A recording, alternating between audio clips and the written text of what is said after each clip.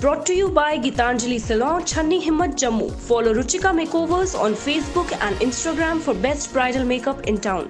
Hello viewers, you're watching Jammu Links News. I'm Vannat Gupta and welcome to the daily updates of Midday News. Let's begin. Jammu and Kashmir government on Sunday said that 122 new positive cases of novel coronavirus, 20 from Jammu division and 102 from Kashmir division have been reported on Sunday, thus taking the total number of positive cases in Jammu and Kashmir to 5,956. Also, one COVID-19 death has been reported from Kashmir division.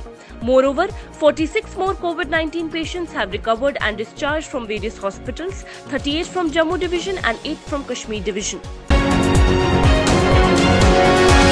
An army jawan was martyred on Monday as Pakistani troops opened fire and lobbed mortar shells at forward areas along the line of control and the international border in Jammu and Kashmir. The heavy Pakistani firing and shelling were reported along the LOC in Poonch district's Krishna Ghati sector and Rajouri's Naushera sector and along the IB in Kathua district. An army jawan guarding a forward post was critically injured after being hit by cross-border shelling in Naushera sector and succumbed to his injuries later. He is the fourth army personnel to be martyred in Pakistani firing along the LOC in Rajouri and Poonch this month. Vijay Kumar, Kashmir Inspector General of Police on Sunday said that for the first time, 4 chiefs of main terrorist outfit Lashkar-e-Toiba, Jaish-e-Mohammed, Hizbul Mujahideen and Ansar Ghazwat-ul Hind were killed in last 4 months. He said that weapons recovered from a Pakistani spy drone, which was shot down by the Border Security Force on Saturday morning in Kathua, might have been bought for a terrorist who is active in Pulwama. After an incident of the violent face-off with China in eastern Ladakh, the Indian Army has changed its rules of engagement on the line of actual control, which would allow field commanders to order troops to use firearms under extraordinary circumstances. The rules of engagement have been changed and the field commanders have been empowered to order troops to use firearms under extraordinary circumstances. With an increase of 14,821 new cases and 445 deaths, India's COVID-19 count reached 4,25,282 on Monday, according to the latest update by the Union Ministry of Health and Family Welfare. 13,699 deaths have been recorded due to the infection so far in the country. The rise in confirmed cases today is lower than the highest spike of 15,000 plus cases registered on Sunday.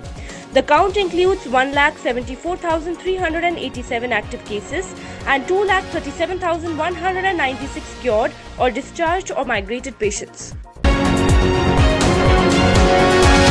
The Jammu and Kashmir administration has so far evacuated over 1.54 lakh residents who are left stranded in different parts of the country due to coronavirus lockdown.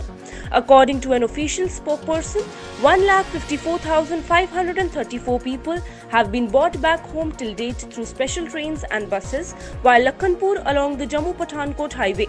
60 special trains with about 48,333 passengers have been received at Jammu and Udhampur railway stations from different states and union territories, while about 1,06,201 people evacuated through Lakhanpur. On day 28th of resumption of domestic air travel in the Union Territory, 20 domestic flights with 2,290 passengers arrived on Sunday at airports in Jammu and Srinagar. A total of 9 commercial flights arrived at Jammu Airport with 878 passengers on board, while 11 domestic flights with about 1,412 passengers arrived at Srinagar Airport. After arrival, all the passengers were tested for the COVID-19 and transported to their destinations at both the airports amid strict observance of all necessary preventive protocols. Union Minister Dr. Jitendra Singh on Sunday reviewed the COVID status and healthcare facility in aspirational districts with special focus on Northeast. He also disclosed that in the wake of COVID pandemic, the Ministry of Northeast has decided to sanction Rs 190 crore for augmentation of healthcare facility in the 8 northeastern states, particularly for developing infrastructure for management of infectious diseases. National Conference Provincial President Devinder Singh Rana on Sunday sought the National Human Rights Commission probe into the tragic and shocking death of two kin of a COVID-19 victim in Jammu due to the alleged negligence in following the laid-down protocol with regard to last rites of the coronavirus cases. The provincial president said the scope of inquiry needed to be scaled up to find out the truth and to restore the faith of the people in the system. Up in arms against frequent power cuts, locals of Gadigarh Ward number 73 staged a strong protest against the J&K government and blocked the road. They raised slogans against Power Development Department and claimed that the area had been without supply of proper electricity from the last 3 months due to the low capacity transformer in the area.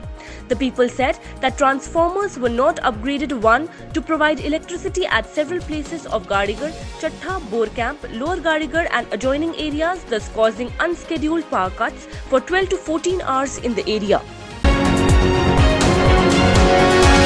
An encounter broke out between security forces and terrorists in Anantnag district of Jammu and Kashmir on Monday.